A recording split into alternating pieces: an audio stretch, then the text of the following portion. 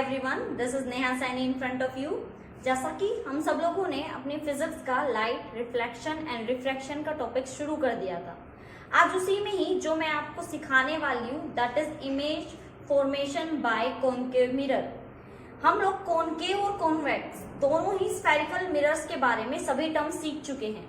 हम लोग उनके जितने भी पॉइंट्स थे जैसे कि centre of curvature, aperture, pole, principal axis, सभी के बारे में बहुत डिटेल में पढ़ चुके हैं। अब हम क्या देखने वाले हैं, सिंपली हम बात करने वाले हैं कि अगर हमारे मिरर के सामने जो ऑब्जेक्ट की पोजीशंस हैं, अगर हम उन पोजीशंस को चेंज कर दें तो क्या क्या डिफरेंसेस आते हैं, क्या इमेज पे कोई इफेक्ट पड़ता है।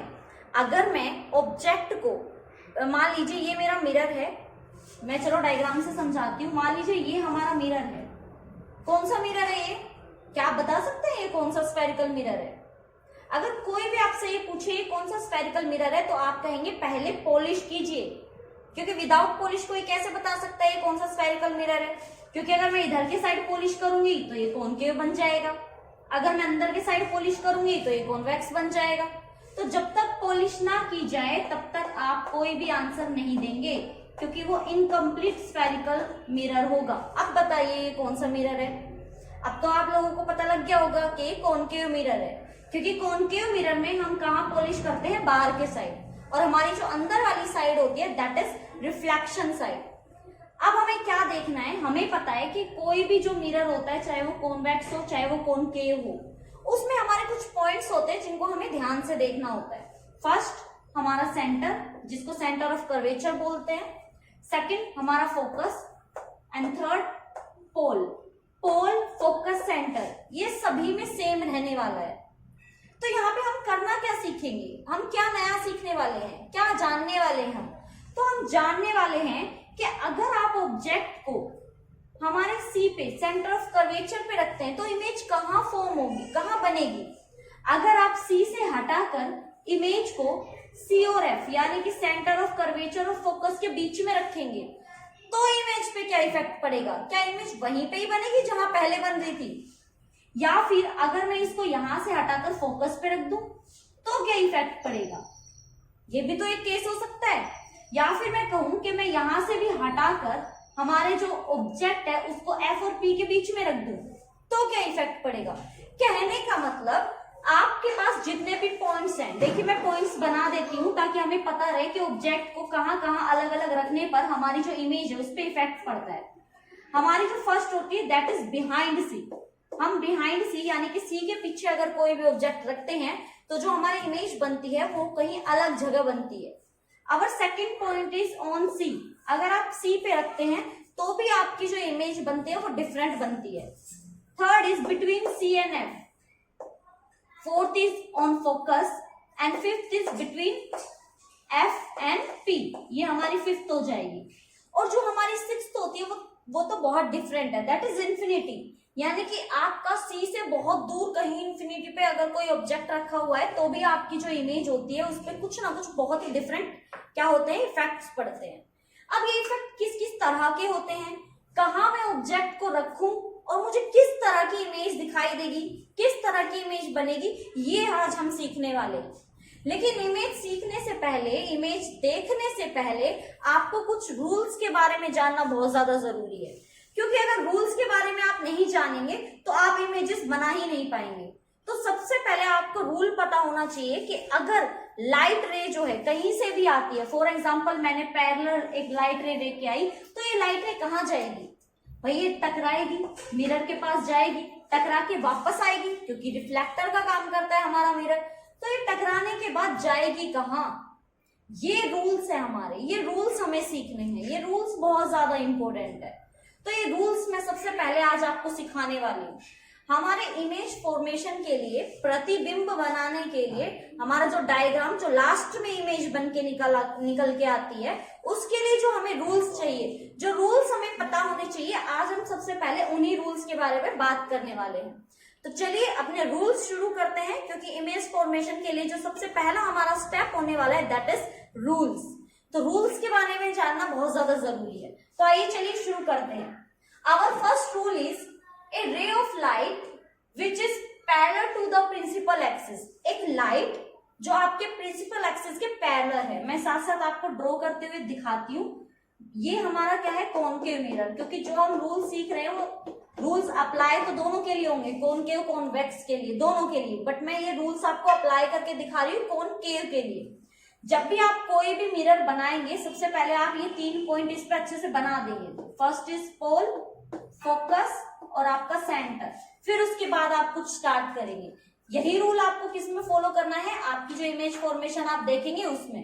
तो देखिए इसमें ये बोल रहा है कि आपकी जो रे ऑफ लाइट है वो पैरेलल आ रही है किससे, प्रिंसिपल एक्सिस से। तो प्रिंसिपल एक्सिस क्या होती है, जो सेंटर से होते हुए पोल तक जाते हैं, ये प्रिंसिपल एक्सिस होती है। तो इसके पोल, इसके प्रिंसिपल एक्सिस के जो पैरेलल लाइन होगी दैट इज दिस, कुछ इस तरह से। तो बोल रही है कि जो पैरेलल ऑफ प्रिंसिपल एक्सिस होगी of a concave mirror passes through it's focus after reflection from the mirror. यानी कि जो लाइट आपकी प्रिंसिपल एक्सिस के पैरेलल आएगी वो मिरर से रिफ्लेक्ट होने के बाद फोकस पे जाएगी, यानी कि कुछ इस तरह से। ये आपका पहला रूल है, ये आपका पहला क्या है, नियम है। जब भी कोई लाइन इस प्रिंसिपल एक्सिस के पैरेलल आएगी तो कहां से होके जाएगी, आपके फोकस पे से। चाहे वो कितनी ही लाइन क्यों ना हो, चाहे मैं कितनी ही लाइंस ड्रॉ कर दूं, वो सभी लाइन किससे होके जाएंगी, आपकी फोकस पे से होके जाएगी। तो आपको क्या याद रखना है, आपको सिंपली एक बात याद रखनी है कि अगर कोई रे ऑफ लाइट पैरेलल आती है तो आप क्या लिखेंगे, देखिए सिंपली है ना, नोट्स में आप ये लिखिएगा, अगर पैरेलल है तो कहां से होके जाएगी, फोकस से। बात सिंपल, आपको शॉर्टकट याद रखना है। रूल्स आपको एग्जाम में थोड़ी ना करके आने हैं, आपको जस्ट रूल्स याद करने होते हैं। तो ये रूल्स आप यहाँ पे याद रखेंगे। अगर कोई भी लाइन पैरेलल है आपकी प्रिंसिपल एक्सिस के तो कहां से होके जाएगी, आपकी फोकस पे से। तो ये तो आपका था फर्स्ट रूल। आते हैं अपने सेकंड रूल की तरफ। सेकंड रूल क्या बोलता है, a ray of light is passing through centre of curvature of a concave mirror reflected back along the same path. अब इस रूल को बताने के लिए सेम हम प्रोसेस फॉलो करेंगे। सबसे पहले कॉनकेव मिरर लेंगे, उसको पॉलिश करेंगे। अगेन हमारे points P, F and C, ये हमने पॉइंट्स बना लिए। अब आते हैं हमारे रूल पे। रूल जैसा जैसा बोल रहा है वैसे वैसे समझिए। रूल बोल रहा है रे of light is passing through the centre of curvature. कहां से जा रहा है, सेंटर ऑफ कर्वेचर से एक लाइट जा रही है कुछ इस तरह से। भाई ये लाइट ऐसे गई थी, reflected back along the same path. जब ये जाके इस मिरर से टकराई होगी तो वापस आई होगी। तो जब भी C से कोई लाइन जाती है तो वो C से ही वापस आ जाएगी, यानी कि जैसे गई थी वैसे ही क्या आ जाएगी, वापस। तो अगर C से कोई क्रॉस करती है पासिंग बाय C, तो दोबारा से रिफ्लेक्ट बाय C ऑल्सो। तो C से ही क्या हो जाएगी, वो वापस हो जाएगी। C से गई थी, C से ही क्या हो जाएगी, वापस हो जाएगी। सिंपली आप याद रखेंगे C is equal to C। C से गई, C से वापस। सॉरी। थर्ड देखिए, a ray of light passing through the focus of a concave mirror become parallel to the principal axis after reflection. अब इसको समझने के लिए भी हम क्या करेंगे, हमारा अगेन एक कॉनकेव मिरर बनाएंगे। ये हमारा point P, that is F and that is C। ये बोल रहा है अगर कोई भी लाइन आपकी फोकस से होके जाती है तो वो रिफ्लेक्शन के बाद पैरेलल जाएगी किसके, प्रिंसिपल एक्सिस के। बिल्कुल इसका अपोजिट, इसमें जब लाइन पैरेलल जा रही थी तो फोकस से होके निकल रही थी, इसमें जब फोकस से जाएगी तो पैरेलल होके निकल जाएगी। तो इसमें आप क्या याद रखेंगे, अगर फोकस से जा रही है तो कहां जाएगी, पैरेलल टू प्रिंसिपल एक्सिस। ये हो गया हमारा थर्ड रूल। कितना इजी था, फोकस से होके जा रही है तो पैरेलल और पैरेलल है तो फोकस। समझ में आया। देन उसके बाद our fourth rule is a ray of light which is incident at pole. अगर वो पोल पे जाके टकरा रही है, इसको समझने के लिए भी हम एक यहाँ पे बनाएंगे हमारा मिरर। ये क्या हो जाएगा, हमारा पोल, क्योंकि मेन काम अब पोल का है तो पोल को अच्छे से बनाएंगे। ये हमारा फोकस और ये हमारा C, सेंटर ऑफ कर्वेचर। ये बोल रहा है कि अगर कोई रे ऑफ लाइट P पे जाती है, P पे इंसिडेंट करती है तो भाई किसी एंगल पे करेगी, ये तो हमने पढ़ रखा है। तो बोल रहा है of a concave mirror is reflected back making same angle with the principal axis, तो वो सेम एंगल के साथ क्या हो जाएगी, रिफ्लेक्ट हो जाएगी। और इसको क्या बोलते हैं, reflected angle. I is equal to R, हमारे रिफ्लेक्शन का सेकंड रूल पढ़ चुके हैं हम इसको बहुत अच्छे से। तो ये क्या कहना चाह रहा है कि अगर P पे आके टकराती है तो वो P से ही वापस होगी, लेकिन क्या, सेम एंगल के साथ, क्योंकि हमें पता है angle I is equal to angle R। तो ये हमारे 4 रूल्स थे जो कि हमें बहुत अच्छे से समझ में आने चाहिए। जितनी भी हम इमेज फॉर्मेशन अब सीखने वाले हैं, करने वाले हैं, उन सभी में ये चारों बहुत ज्यादा इंपॉर्टेंट होने वाली है। दोबारा से एक बार फटाफट से क्विक रिवाइज करा देती हूँ। अगर आपकी कोई भी लाइन पैरेलल है तो कहां से होके जाएगी, फोकस से। अगर फोकस से होके जा रही है तो कहां जाएगी, पैरेलल। अगर आपकी कोई भी लाइन सी से होके जाती है तो सी से ही क्या हो जाएगी, वापस। ये रूल है, अगर कोई भी लाइन सी से आके टकराएगी और सी से होते हुए जाएगी तो रिफ्लेक्ट होके भी कहां जाएगी, सी से ही जाएगी। अब नेक्स्ट इज, अगर कोई आपका पोल पे एंगल बना रहा है तो वो उतना ही एंगल बनाते हुए क्या हो जाएगा, रिफ्लेक्ट बैक हो जाएगा। एक बात मैं आपको बहुत अच्छे से बता दूं, मैं एरो लगाना भूल गई, लेकिन आप एरो लगाना नहीं भूलेंगे। अगर कोई लाइट आ रही है तो अंदर की तरफ एरो लगाएंगे, और अगर लाइट बाहर जा रही है तो बाहर की तरफ आउटवर्ड एरो लगाएंगे। एरो जरूरी है भाई, इमेज फॉर्मेशन में एरो बहुत ज्यादा जरूरी होता है। तो ये थे हमारे रूल्स, किसके लिए, हमारे इमेज फॉर्मेशन के लिए। अब हम इमेज फॉर्मेशन सीखेंगे कि किस तरह से हम ऑब्जेक्ट को रखें। जैसा कि मैंने आपको स्टार्टिंग में बताया था, ये जो मैंने 5 पॉइंट्स बनाए और 6th हमारा क्या है, इंफिनिटी।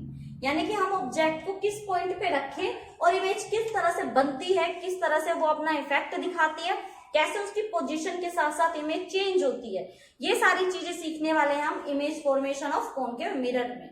आई होप आपको ये सारे रूल तो बहुत अच्छे से समझ में आ गए होंगे, किस तरह से मैंने कैसे रूल्स को फॉलो कराया है, कैसे कैसे हमने एक एक पॉइंट्स को देखा है। इनको फटाफट से नोटबुक में अपना नोट्स बना लीजिए, अच्छे से खुद से एक बार चारों रूल्स को बना के देखिए कि अगर आपका पैरेलल जाएगा तो फोकस पे कैसे जा रही है, अगर आपकी सी से जा रही थी तो सी से ही वापस हो जाएगी। ये सारी चीजें आपको एक बार देखनी होंगी, क्योंकि मैं बना रही हूँ, क्योंकि मेरी प्रैक्टिस है। आप जब इन लाइन्स को ऐसे देखे जाएंगे ना तो आपसे इजीली जाएगा नहीं। आप अगर पैरेलल लाइन लेके जाएंगे तो आप फोकस से मिला नहीं पाएंगे इतना इजीली। तो आप एक बार इसकी प्रैक्टिस कर लीजिए, एग्जाम में नीट एंड क्लीन जब बना के आएंगे ना इमेजेस को, तब बहुत सुंदर नंबर आएंगे आपके। सॉरी, सुंदर आप बना के आएंगे, नंबर तो सुंदर आ ही जाएंगे अगर सुंदर सुंदर बना के आएंगे तो अच्छे से प्रैक्टिस कीजिए, बहुत अच्छे से प्रिपरेशन कीजिए। देन उसके बाद शुरू करते हैं हमारी इमेज फॉर्मेशन, जो कि हमारे रिफ्लेक्शन का मेन पार्ट होने वाला है। आप जब इमेजेस बना के देखेंगे ना तो आप देखेंगे कुछ डिफरेंट चीजें निकल के आ रही हैं। कैसे आज तक आप सारी चीजें करते आए हैं, इमेज देखते आए हैं, बट आपको पता नहीं था कि ये तो साइंस है भाई, ये तो फिजिक्स है। फिजिक्स कितना कुछ नहीं सिखाती हमें, हम डेली लाइफ में जो काम करते हैं सबके पीछे फिजिक्स है। तो अब मिरर के सामने आप कैसे चीजों को रखेंगे, उन सभी चीजों के बारे में सीखेंगे, लेकिन डिटेल में। तो चलिए फटाफट से इसके नोट्स बनाइए, फिर शुरू करते हैं हमारी इमेज फॉर्मेशन। देखिए, हम हमारे जितने भी हमारे रूल्स थे उन सब के बारे में बहुत अच्छे से पढ़ चुके हैं, उनको अप्लाई करना सीख चुके हैं। कैसे एक कॉनकेव मिरर पे हमारे कोई भी किसी भी पार्ट पर जब लाइट आके गिरेगी तो कैसे वापस होगी, या जैसे कि फोकस से होके जाएगी तो प्रिंसिपल एक्सिस के क्या होगी, पैरेलल। और अगर कोई लाइट पैरेलल आ रही है तो कहां से होके जाएगी, फोकस पे से। देन उसके बाद अगर कोई भी रे ऑफ लाइट हमारी सेंटर ऑफ कर्वेचर पे से आ रही है तो वो वापस भी कहां से जाएगी, सेंटर ऑफ कर्वेचर पे से। ये हमारे कुछ इंपॉर्टेंट रूल्स थे जो अब हम इन इमेजेस में अप्लाई करने वाले हैं। देखिए, अब हम क्या सीखने वाले हैं, अब हम सीखने वाले हैं इमेजेस बाय कॉनकेव मिरर। इसमें जो हमारे टोटल केस रहने वाले हैं वो रहने वाले हैं 6 केसेस हम यहाँ पे बहुत डिटेल में पढ़ेंगे। घबराने की बिल्कुल भी जरूरत नहीं है, मैं आपको इतने अच्छे से करा दूंगी कि आपको कभी भी किसी भी टाइम अगर आपके कोई क्लास टीचर या फिर कोई भी आपसे कहे कि आप ये बना के दिखाओ तो आप फटाफट से बना पाएंगे, आप खुद में ही कॉन्फिडेंस फील करेंगे। तो अच्छे से एक एक चीज को जैसे मैं बताती जाऊं ना, जस्ट वैसे ही समझते जाना। अगर आपने समझने की कोशिश की तो मे बी आपको कभी भी दोबारा ऐसी कोई भी प्रॉब्लम फेस नहीं करनी पड़ेगी कि आपको इमेजेस बनाना ना आए। तो एक एक पॉइंट को मैं भी अच्छे से समझाऊंगी, देन आपको भी अच्छे से समझने की कोशिश करनी है। तो ये जो इमेजेस फॉर्मेशन है ये आप अभी सीख जाएंगे without any problem and tension. तो चलिए शुरू करते हैं हमारी फर्स्ट इमेज से। देखिए जो हम करने वाले हैं पहले वो बता देती हूँ। जैसे कि मैंने केसेस लिखे हुए हैं, केस 1, 2, 3, 4, 5, 6। इन सब में आपको सिर्फ 3 चीजों का ध्यान देना है। कितनी चीजों का ध्यान, कितनी चीजों का ध्यान देना है? 3 चीजों का। फर्स्ट, ऑब्जेक्ट कहाँ रखा हुआ है। सेकंड, इमेज कहाँ बनेगी। थर्ड, इसका नेचर कैसा होगा, मतलब रियल एंड इन्वर्टेड होगा या फिर जो आपका ऑब्जेक्ट है उससे बड़ा है या छोटा है। जैसे आपने देखा होगा बहुत बार कि आपका जो स्फेरिकल मिरर है, मान लीजिए मैं बात करूं, आपने कभी स्पून को पकड़ के देखा है? स्पून में ना हमें अपनी इमेज दिखाई देती है। अगर आप स्पून के दोनों पार्ट को अच्छे से देखेंगे तो एक पार्ट में आपको जो इमेज बड़ी दिखाई देगी और उल्टी दिखाई देगी, और दूसरे पार्ट में आपको इमेज बिल्कुल सही सही सी दिखाई देगी। इसका मतलब क्या होता है कि वो नेचर कहलाता है कि इमेज किस तरह की बन रही है, उल्टी है, सीधी है, बड़ी है, छोटी है, वो उसका नेचर होता है। किसी इंसान का नेचर कैसा होता है भाई, वो गुस्सा करता है, वो हाइट में थोड़ा सा बड़ा है, वो मोटा है, वो पतला है, वो उसका नेचर होता है। सेम ऐसा ही किसके लिए होता है, हमारे इमेजेस के लिए। अगर आप रे ऑफ लाइट देखेंगे कि कहाँ से आ रही है, कहाँ जा रही है, तो आप देखेंगे कि जो इमेज बनती है वो भी थोड़ी सी नेचर में डिफरेंट होती है, तो वो उसका नेचर होता है। तो कितनी चीजों का ध्यान देना है हमें इमेज में? 3 चीजों का, ऑब्जेक्ट, इमेज और उसका नेचर। बस अगर आप इन तीनों चीजों पे ध्यान देते हैं, समझते हैं, तो आपको ये आराम से समझ में आ जाएंगे कि 6 के 6 केस में मैंने कैसे कैसे अपने सारे सिस्टम को किया। तो चलिए मिलके फटाफट से इसको बनाते हैं। आप अपनी नोटबुक और अपना पेन साथ लेके बैठिए। आप जब मैं फर्स्ट केस कराऊंगी उसके बाद आपको वीडियो को पॉज करना है, फर्स्ट जो केस है हमारा रिवाइज करना है, और यही प्रोसेस आप सभी केसेस के लिए करेंगे। साथ साथ सीखते हुए चलेंगे ताकि साथ साथ आपको आता जाए। सिर्फ वीडियो को देखना ही आपका मेन मोटिव नहीं होना चाहिए, आपका मेन मोटिव सीखना होना चाहिए। तो साथ साथ सीखते चलिए, समझते हुए चलिए। चलिए शुरू करते हैं। देखिए फर्स्ट जो है हमारा, दैट इज हमारा जो ऑब्जेक्ट है वो प्लेस्ड है बिटवीन एफ एंड सी, सी और एफ के बीच में। तो आपको जो सबसे पहला काम करना है वो करना है कि आपको बनाना है कॉनकेव मिरर, क्योंकि हम जितने भी इमेज फॉर्मेशन करेंगे वो कॉनकेव मिरर के लिए करेंगे। और कॉनकेव मिरर बनाने के लिए आपको एक स्फेरिकल मिरर लेना है, उसको बाहर के साइड से क्या करना है, पॉलिश्ड। जैसे ही आप इसको पॉलिश्ड कर लेते हैं, आपको अपना प्रिंसिपल एक्सिस बनाना है। ये आपको पोल लिखना है यहाँ पे P, ये अपना फोकस हो गया और ये हो गया हमारा C। इतना काम करने के बाद आपको क्या करना है, सभी में ही ये बनाएंगे आप। जैसे कि मैं आपको पहले बना देती हूँ, आप भी एक ही ये काम पहले शुरू में ही कर लेंगे कि सभी के लिए पहले एक कॉनकेव मिरर बनाएंगे, पोल शो करेंगे, अपना फोकस शो करेंगे और सेंटर शो करेंगे, ताकि आपका आधे से ज्यादा जो टाइम है वो बच जाए। तो आप ये काम फटाफट कर सकते हैं। सबके क्या बनाएंगे, पोल, फोकस एंड सेंटर। सबके लिए ये सेम होने वाला है। सिर्फ हम क्या करेंगे, जब ऑब्जेक्ट को डिफरेंट प्लेस पे रखेंगे तो हमारी इमेज क्या होगी, डिफरेंट पोजीशंस को गेन करेगी। तो ये पोल, फोकस, सेंटर, सबके लिए ये आपकी प्रोसेस सेम रहेगी, कुछ भी डिफरेंट नहीं होने वाला है, क्योंकि ये जो हमारे पॉइंट्स हैं, ये तो स्फेरिकल मिरर जो हमारा है उसके लिए क्या रहेंगे, सेम ही रहेंगे। तो फटाफट से आप भी इस 6 केस के लिए अपनी डायग्राम जो है वो रेडी कर लीजिए, फिर उसके बाद शुरू करते हैं हम हमारे इमेजेस। ये मैंने सबके लिए जो भी हमारा मेन जो काम होता है, यानी कि हमारा कॉनकेव मिरर एकदम रेडी करना, पोल, फोकस और सेंटर को शो करना, ये सबसे पहला आपका काम होना चाहिए जब भी आपको इमेज फॉर्मेशन के लिए बोला जाए। तो मैंने अपने 6 के 6 केस के लिए यहाँ पे जो भी प्रिपरेशन थी वो तैयार कर ली है, ऐसे ही आपको करना है। आपके पास नोटबुक का जो पेज होगा आप उस पे 1 बाय 1 करेंगे। मेरे पास पेज कम था तो मैंने यहाँ छोटा छोटा किया है। आप एक पेज के हाफ पेज पे फर्स्ट एंड सेकंड केस करेंगे। कहने का मतलब एक पेज पे आपसे 2 केस कर सकते हैं मैक्सिमम, ठीक है। फिर उसके बाद आपको सबके नीचे या साइड में क्या लिखना है, object, image, nature, object, image, nature, object, image, nature. ऐसे ही बाकी तीनों केसेस के लिए भी आपको करना है, यानी कि सबके नीचे या साइड में जहां आपको अच्छा लगे, जहां आपको स्पेस दिखे अपनी नोटबुक में, वहां आपको क्या करना है, आपका ऑब्जेक्ट लिखना है, इमेज और फिर उसके बाद नेचर। क्या आपको ये सारी चीजें समझ में आई कि इमेज फॉर्मेशन के लिए आपको सबसे पहले क्या करना है? सबसे पहले अपना एक पूरा शेड्यूल रेडी करना है। जैसे खाना बनाने से पहले सारे इंग्रेडिएंट्स रखे जाते हैं ना, जिन जिन चीजों को इस्तेमाल करेंगे, यूज करेंगे, ऐसे ही हमें जिन जिन चीजों के इस्तेमाल करना था वो सारा मैं यहाँ पे बता चुकी हूँ आपको। आई होप ये सारा सिस्टम समझ में आ गया होगा, कैसे किया है, कैसे करना है, रेडी कैसे करना है। अब सीखते हैं इमेज फॉर्मेशन। देखिए, अगर आपका जो ऑब्जेक्ट है वो प्लेस्ड है आपका बिटवीन एफ एंड सी, तो एफ और सी कहाँ है आपका? यहाँ पे।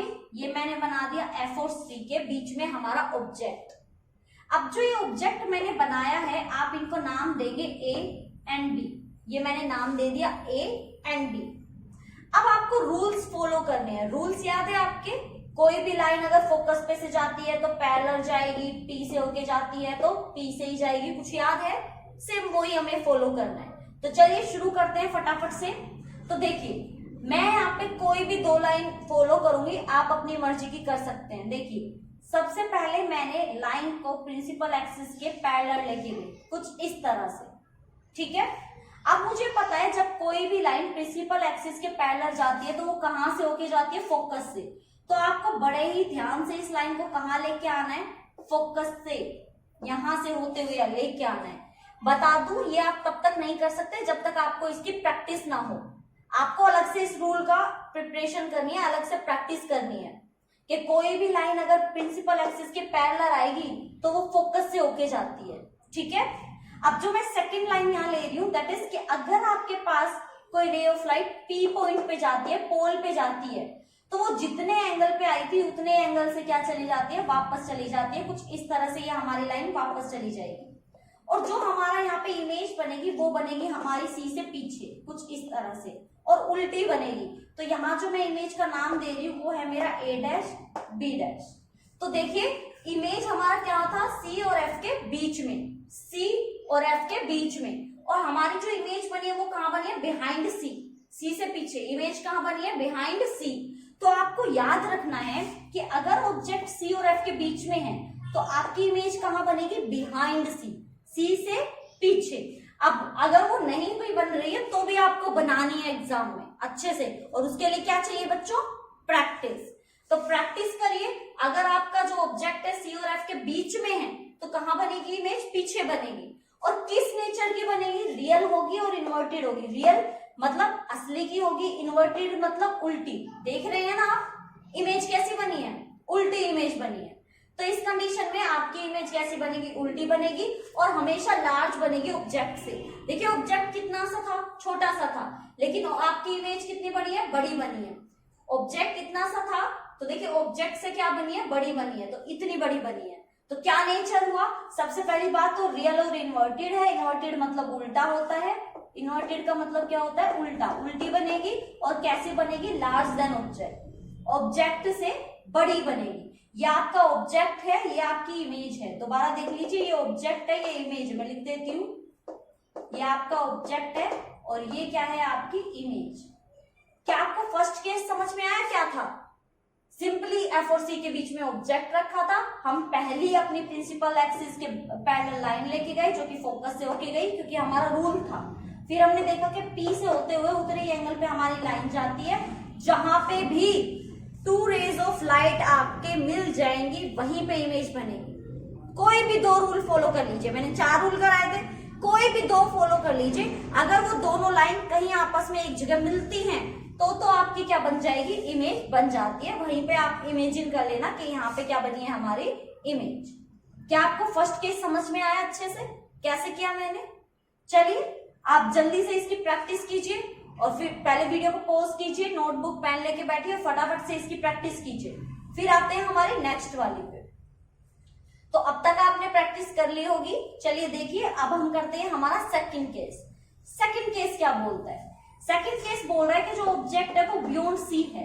बियॉन्ड का मतलब होता है बच्चों पीछे। तो मान लीजिए ये हमारा सी है और ऑब्जेक्ट कहाँ रखा है? सी से पीछे। ये मैंने रख दिया ऑब्जेक्ट, नाम रख दिया इसका ए बी। तो ये ए बी भैया इस कोन के मिरर के सामने रखे हुए थे। ये जो हमारा ऑब्जेक्ट है ए बी ऑब्जेक्ट, इस कोन के मिरर के सामने कुछ यहाँ पे रखा हुआ था, ठीक है। अब हमने क्या देखा? हमने देखा कि हमारी पहली लाइन जो जाएगी वो जाएगी प्रिंसिपल एक्सिस से, लो भाई चली गई पैरेलल। अब ये लाइन जो पैरेलल जाती है प्रिंसिपल एक्सिस के, उसको हम लेके आते हैं फोकस पे से। लीजिए फोकस पे से भी ले आए, क्योंकि ये रूल बोलता है कि जब भी कोई लाइन प्रिंसिपल एक्सिस के पैरेलल जाएगी तो फोकस से होके निकलेगी। लो जी निकल गई।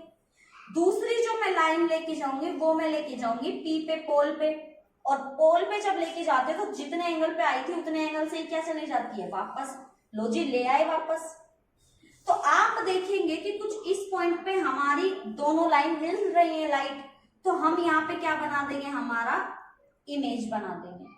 ठीक है, तो जब मैंने इमेज बनाई तो मैं नाम रख दूं इसका A डैश B डैश। तो ये बन गया हमारा सेकंड केस। और कहां बना, C और F के बीच में। तो देखिए जब ऑब्जेक्ट बियॉन्ड C था, C से पीछे था, तो इमेज कहां बनी, between C and F, between C and F। अगर आपकी नहीं बन रही है तो भाई बनाओ, प्रैक्टिस करो उसकी, कि अगर लाइन आपकी पैरेलल जाएगी तो कहां से होके जाएगी, आपकी फोकस पे से, और अगर P से होके जाएगी तो जितने एंगल पे आई थी उतने एंगल से ही क्या हो जाएगी आपकी वापस। अगर आप ध्यान से इन दोनों केस को देखें जो मैंने ऊपर नीचे बनाया है, तो जब F और C के बीच में थी तो बन रही थी बिहाइंड C। जब आपका ऑब्जेक्ट बियॉन्ड C रखा है यानी कि C से पीछे, तो बन रही है C और F। कहने का मतलब ये एक दूसरे के क्या है, अपोजिट, बिल्कुल अपोजिट है। अगर आपका F और C के बीच में है तो C से पीछे बनेगा, और C से पीछे रखा हुआ है तो F और C के बीच में बनेगा। तो ये था आपका सेकंड केस। आई होप आपके बहुत अच्छे से समझ में आ गया होगा, इतना कुछ मुश्किल नहीं था, बहुत आसान सा था। चलिए अब शुरू करते हैं हमारा थर्ड केस। थर्ड केस में अगर आप ध्यान दें तो थर्ड केस में क्या बोल रहा है, ऑब्जेक्ट है आपका C पे। लीजिए ऑब्जेक्ट को रख दिया जी हमने C पे, है ना। फिर आपका बोल रहा है तो हमें क्या करना है, अपने रूल्स को फॉलो करना है। चलिए करते हैं यहाँ पे। तो हमने देखा कि सबसे पहले लाइन कैसे जाएगी, पैरेलल। तो भाई पैरेलल से होते हुए लाइन कहाँ जाती है, फोकस पे। लीजिए फोकस पे आ गई। सेकंड लाइन हमारी कहाँ जाती है, सेकंड जाती है हमारी P पे, और P से होते हुए कहाँ आती है, P से होते हुए जितने एंगल पे आई थी उतने एंगल पे वापस। तो आप देखेंगे कि हमारी जो इमेज बनेगी वो कहाँ बनेगी, C पे ही बनेगी। C पे थी, C पे ही इमेज बन गई। और कैसे नेचर की बनी है, रियल इन्वर्टेड, उल्टी बनी है और सेम साइज की। मेरा थोड़ा सा साइज बड़ा हो गया है, आई मीन मैंने साइज थोड़ा सा बड़ा बना दिया, लेकिन आप इस साइज को क्या करेंगे, इक्वल करेंगे। ठीक है, क्या आपको ये वाला सिस्टम समझ में आया कि मैंने ये कैसे किया। सिंपल सी बात है कि अगर C पे अगर आपने ऑब्जेक्ट बनाया है, रखा है, तो आपकी इमेज भी कहाँ बनेगी, C पर ही बनेगी। कैसी बनेगी, रियल बनेगी, इन्वर्टेड मतलब उल्टी बनेगी, और बिल्कुल सेम साइज की बनेगी जिस भी साइज की आपका ऑब्जेक्ट रखा था। तो मैंने यहाँ पे 3 केसेस बहुत अच्छे से यहाँ एक्सप्लेन करने की कोशिश की है। अगर आपको ये बनाना आ गया है, समझ में आ गया मैंने कैसे किया है, तो मुझे प्लीज कमेंट करके जरूर बताइएगा कि ये तीनों केस आपको बनाने आ गए, आपको इमेज फॉर्मेशन बनानी आ गई। और अगर आपको मेरी वीडियोस पसंद आ रही है तो please subscribe our channel and like my videos. अब आते हैं हमारे नेक्स्ट वाले केस पे। नेक्स्ट वाला जो केस है वो भी आपको वैसे ही करना है जैसे बाकी की है, सिर्फ क्या फॉलो करना है, हमें फॉलो करना है हमारे रूल्स। अगर आपको रूल्स याद हैं तो आप फटाफट से अपने क्या बना सकते हैं, इमेजेस बना सकते हैं। और अगर रूल्स याद नहीं है तो भाई तो याद करो, नहीं है तो और क्या करेंगे, ऐसा थोड़ी नहीं है छोड़ देंगे नहीं आता तो आपको रूल्स याद करने हैं। तो चलिए अपने फोर्थ केस पे चलते हैं। फोर्थ केस क्या बोल रहा है कि आपका जो ऑब्जेक्ट है वो इंफिनिटी पे रखा हुआ है। इंफिनिटी क्या होता है, इंफिनिटी का मतलब है जैसे सन है ना, सन है वो इंफिनिटी पे है, हम उसको मेजर नहीं कर सकते कितनी दूरी पे है, बिहाइंड C है, C और F के बीच में, हम नहीं कर सकते। इंफिनिटी का मतलब है बहुत दूर है। तो जब दूर रखा होता है ना कोई भी ऑब्जेक्ट, तो उससे आने वाली लाइट को हम मान लेते हैं वो पैरेलल है। आपको याद रखनी है ये बात। जब भी इंफिनिटी से कोई लाइट आएगी तो आप इमेजिन करेंगे कि जितनी भी लाइट रेज आ रही है वो पैरेलल आ रही है। ठीक है, तो हम मान लेते हैं कि अगर ऑब्जेक्ट इंफिनिटी पे है, जैसे सन रखा हुआ रहता है, तो लाइट कैसे आती है, पैरेलल। तो मैंने बहुत सारी ऐसे पैरेलल लाइन यहाँ पे लगा दी है जो कि प्रिंसिपल एक्सिस के क्या है, पैरेलल। भाई ये आ गया हमारी लाइट्स जो कि क्या है, पैरेलल। और हमें एक रूल तो पता है क्या, कि जब भी कोई भी आपका जो भी रे ऑफ लाइट होगी वो पैरेलल आएगी तो कहां से होके जाएगी, बताइए जल्दी से मुझे, कहां से होके जाएगी वो, फोकस पे। तो सारी की सारी लाइट आके कहां मिल जाएगी, फोकस पे, कुछ इस तरह से ये मिल गई सारी की सारी।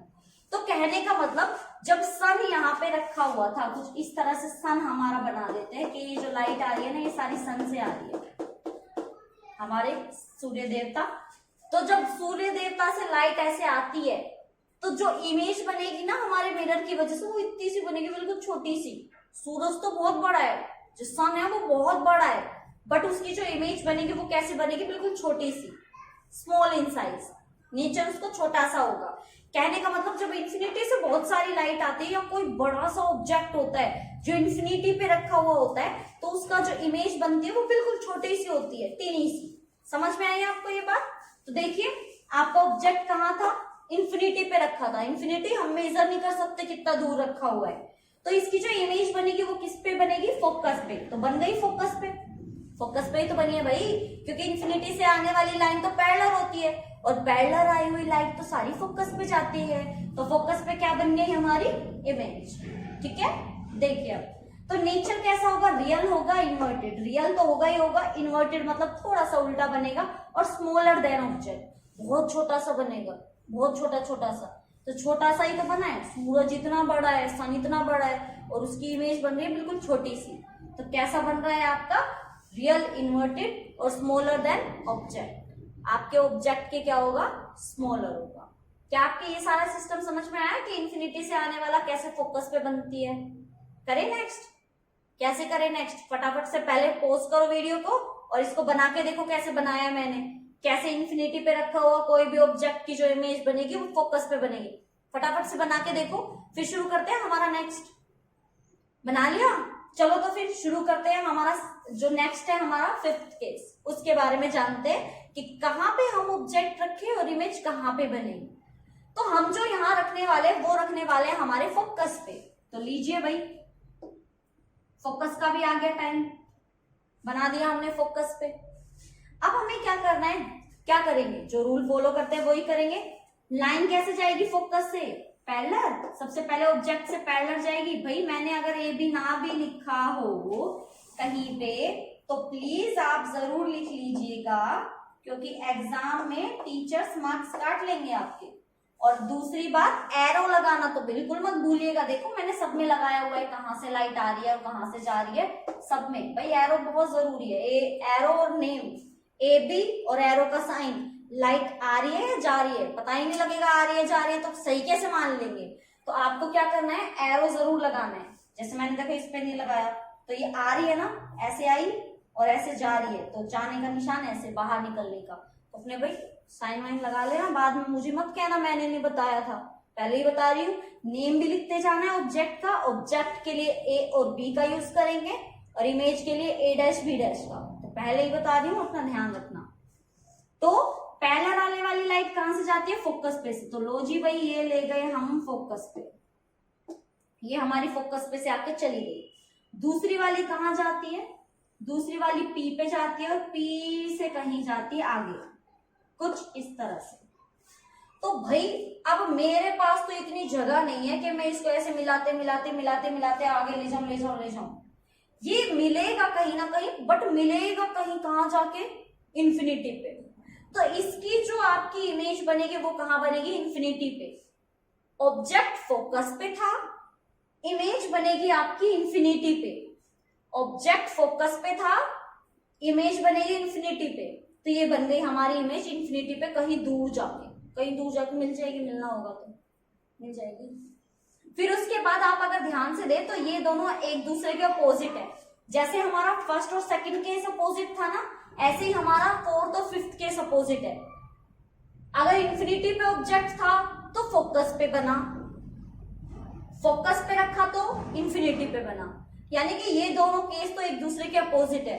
और आपको एक बात बता दूं, इन केस के बारे में आपको याद रखना है, ऑब्जेक्ट कहां रखा है तो वो इमेज कहां बनेगी। ये आपका एग्जाम में दिया हुआ नहीं मिलेगा। आपको ये याद रखना है कि अगर आपका ऑब्जेक्ट इन्फिनिटी पे है तो आपकी इमेज फोकस पे बनेगी, अगर ऑब्जेक्ट फोकस पे है तो इमेज इन्फिनिटी पे बनेगी, अगर सी पे है तो सी पे बनेगी, बिहाइंड सी है तो आपकी एफ और सी के बीच में बनेगी, एफ और सी के बीच में है तो बिहाइंड सी बनेगी। ये आपको खुद याद रखना है। आप उसके ऊपर कोई मतलब बाउंडेशन वगैरह नहीं लगा सकते हैं कि आपको एग्जाम में मिल जाएगी या याद नहीं हो रहा या ऐसा कुछ। नो नो नो, आपको प्रैक्टिस करनी पड़ेगी। प्रैक्टिस करोगे तो आ जाएगा भाई, इतना मुश्किल थोड़ी ना है। प्रैक्टिस मेक का मैन परफेक्ट, परफेक्ट तो हम हैं ही, थोड़ी प्रैक्टिस कर लेते हैं, क्या जा रहा है। तो ये इमेज बनानी आ गई। फोकस पे रखा हुआ था ऑब्जेक्ट और इमेज कहाँ बनेगी, कहीं जाके दूर इंफिनिटी पे। ठीक है, दोनों समझ में आए, प्रैक्टिस कर ली। नेक्स्ट करें, लास्ट सिक्स्थ केस पे आते हैं। तो सिक्स्थ केस पे क्या करना है, हमें ऑब्जेक्ट को रखना है पी और एफ के बीच में, पी और एफ के, पोल के और फोकस के बीच में। तो ये मैंने रख दिया ऐसे। ठीक है, तो देखो हमारी पहली लाइन कैसे जाती है, हमारी पहली लाइन जाती है कुछ इस तरह से पैरेलल, और पैरेलल से होते हुए कहाँ जाती है, फोकस पे। ये ले आई मैं फोकस पे, डन। जब हम दूसरी लाइन लेके जाएंगे तो ये लेके गई मैं पोल पे, और ये कहाँ जाती है आपकी, पोल से ही वापस। अब अगर आप इस डायग्राम को ध्यान से देखें तो ये डायग्राम कहीं आगे जाके मिल ही नहीं रहा है, और ना ही कोई इसकी पॉसिबिलिटी है, क्योंकि ये तो दूर दूर होता चला जाएगा। तो इसकी जो इमेज बनती है ये बिल्कुल अलग केस है। ये इमेज बनेगी आपकी कहीं दूर जाके मिरर के पीछे, कुछ इस तरह से, कहीं दूर। तो ये जो इमेज बनेगी ये बनेगी आपकी कहाँ, आपके मिरर के पीछे। तो ये हो गया आपका ए डैश बी डैश। अगर आप ध्यान दें तो आपके बाकी के 5 केसों में ऑब्जेक्ट हमेशा नीचे बना और उल्टा बना, बट आपका एक लौता ऐसा सिक्स्थ केस है जिसमें आपका ऑब्जेक्ट पी और एफ के बीच में है, जहां आपकी इमेज बनी बिहाइंड द मिरर और बहुत बड़ी, larger larger larger than object. देखिए ऑब्जेक्ट इतना सा था और इमेज इतनी बड़ी बनी है, तो इसका नेचर कैसा हुआ, विर्चुअल। विर्चुअल का मतलब होता है काल्पनिक, सिर्फ एक कल्पना करना कि मैं इमेज मतलब मैं जो हूं, मैं उस शीशे में उस मिरर में हूं पर हम हैं नहीं। तो हमारा यहाँ पे क्या हो गया, विर्चुअल इरेक्ट। इरेक्ट मतलब सीधा, बताया था मैंने, इन्वर्टेड उल्टा, विर्चुअल सॉरी इरेक्ट मतलब सीधा, और कैसा, लार्जर देन ऑब्जेक्ट, ऑब्जेक्ट से बहुत बड़ा बनेगा। तो क्या आपकी समझ में आया कैसे किया है, पक्का। अब देखिए ये वाली जो इमेज थी ना, शायद ये आपको पहले दिखाई नहीं दी होगी, तो मैं इसको आपको दोबारा से एक बार समझा देती हूँ। मे भी आपको ना दिखाई दी हो, देखो मैं आपको दोबारा से करा देती हूँ। क्या था, सिंपली हमने क्या लिया, एक मिरर लिया हमारा, जो कि हमारा कॉन्केव मिरर था। ये हमने हमारा एफ लिया या सी लिया। हमने क्या किया, सी को हमें रखना था कहाँ पे, सॉरी सी पे, सी पे हमें ऑब्जेक्ट को रखना था। ये मैंने ए लिया और ये बी लिया।